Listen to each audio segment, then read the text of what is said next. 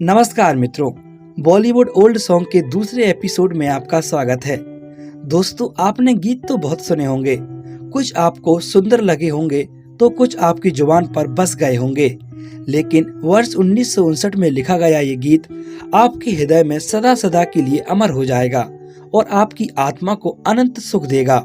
ये गाना लिखा तो आजादी के 12 साल बाद गया था, परंतु इस गीत में कवि के द्वारा लिखी गई एक एक बात आज की स्थिति को दर्शाती है। जी हाँ मित्रों, मैं बात कर रहा हूँ 1959 में आई सुनील दत्त की क्लासिक फिल्म दीदी के एक गीत जिसके बोल थे हमने सुना था एक है भारत के बारे में, जिसे भारत के महान गायकों में से एक मोहम्मद रफी साहब और आशा भोसले जी ने अपनी मीठी आवाज दी है। इस गीत में की गई सटीक भविष्यवाणी को लिखा साहिर लुधियानवी जी ने था, जो अपने दौर के एक नामी गीतकार रहे थे। ये गीत एक कक्षा से शुरू होता है जिसमें कुछ बच्चे शिक्षक का किरदार निभा रहे सुनील दत्त साहब से कुछ सवाल पूछते हैं, जिनको एक गाने की तरह फिल्माया गया है। बच्चे अपने शिक्षक से पूछते हैं, हमने सुना था एक है भारत, सब मुल्कों से नेक है भारत, लेकिन जब नजदीक से देखा सोच समझ कर ठीक से देख। साहिर साहब ने क्या पंक्तियां लिखी हैं जो आज के बनाए गए हालातों को बखूबी बयां करती हैं। हमने नक्शे और ही पाए, बदले हुए सब थोड़े ही पाए। ऐसा लगता है कि साहिर लुधियानवी जी ने आजादी के 12 साल बाद ही ये भांप लिया था कि आगे चलकर देश का क्या हाल होगा। एक से एक की बात जुदा है, धर्म जुदा है, जात जुदा है। आपने जो कुछ हमको पढ़ाया वो तो कहीं भी नजर न आया। क्या आपको लगता है कि हमारा देश आज एक है? बिल्कुल भी नहीं। आज हम पूरी तरह धर्म जाति के नाम पर बटे हुए हैं। इसके बाद शिक्षक बच्चों को जवाब देते हुए कहते हैं, जो कुछ मैंने तुमको पढ़ाया उसमें कुछ भी झूठ नहीं। रफी साहब की आवाज में कहे गए ये बोल आज की इस पीढ़ी को समझना चाहिए। भाषा से भाषा न मिले तो इसका मतलब फूट नहीं। कि अगर हमारा धर्म अलग है, जात अलग है, तो इसका मतलब ये तो नहीं कि हम एक दूसरे को नफरत भरी निगाहों से देखें। डाली पर रहकर जैसे फूल जुदा है पात जुदा। जैसे एक पेड़ में दो डाल अलग अलग होती हैं, वैसे ही हम भी हैं। क्या हुआ जो हमारा भगवान अलग अलग है। बुरा नहीं गर यूं ही वतन में धर्म जुदा हो जात जुदा। आखिर हैं तो हम भारत की ही संतान। आगे बच्चे शिक्षक से पूछते हैं, वही है जब कुरान का कहना, जो है वेद पुराण का कहना। कवि के द्वारा लिखे गए इन गंभीर शब्दों को जरा ध्यान से समझिए। फिर ये शोर शराबा क्यों है, इतना खून खराबा क्यों है। वही है कुरान का कहना जो वेद पुराण का कहना। फिर ये शोर शराबा क्यों है, इतना खून खराबा क्यों है अपने वतन में। गीत के द्वारा कही गई ये बात आप लोग बताइए सत्य है कि नहीं। आगे शिक्षक जवाब देते हैं, सदियों तक इस देश में बच्चों रही हुकूमत गैरों की। आजादी मिले 75 साल हो गए, अभी तलक हम सबके मुंह पर धूल है उनके पैरों की। लेकिन फिर भी अंग्रेजों के पैरों की धूल आज तक देश से नहीं गई।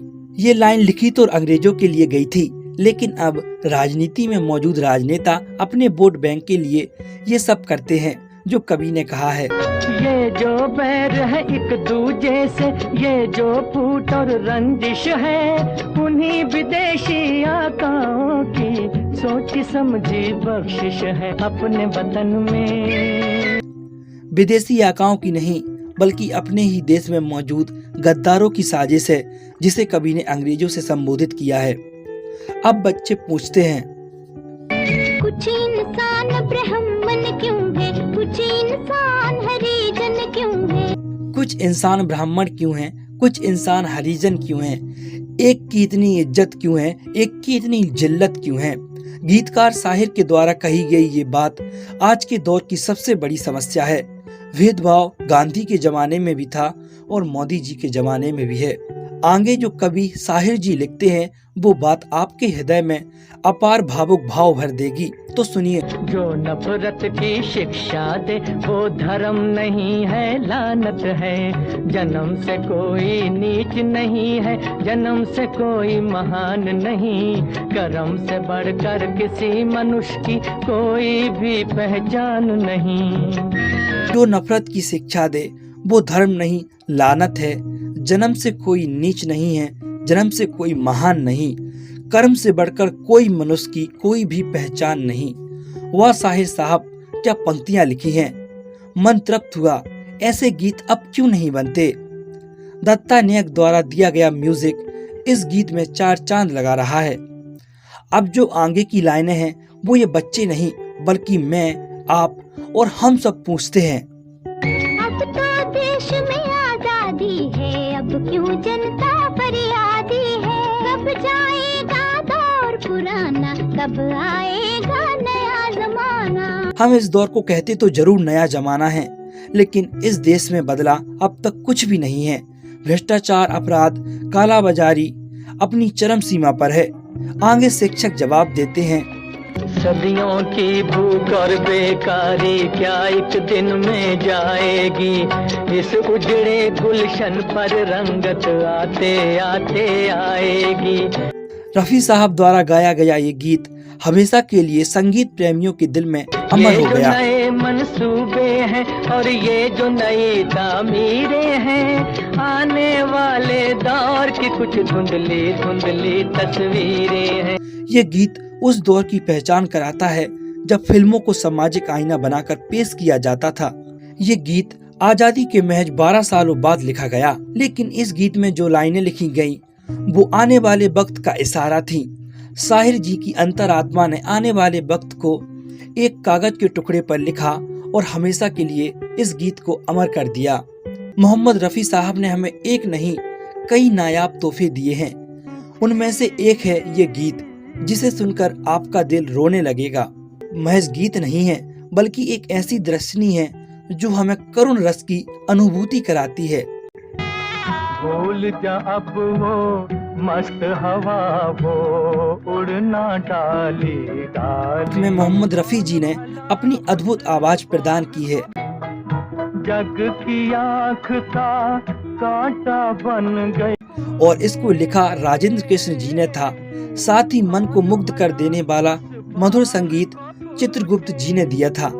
ऐसे गानों को सुनकर किस किस का मन पुराने जमाने में जाने का मन करता है। आज गीतों के इस सूखे वन में ऐसे मधुर गीत हमारी यादों को जिंदा रखते हैं। ये गाना 1957 में आई क्लासिक फिल्म भाभी में फिल्माया गया है, जो हर घर में होने वाली समस्याओं और बंटवारों पर आधारित है, जिसमें बाल विधवा लता, जिनका किरदार नंदा कर्नाटकी जी ने निभाया है, जो 50 के दशक की एक मशहूर अभिनेत्री थी।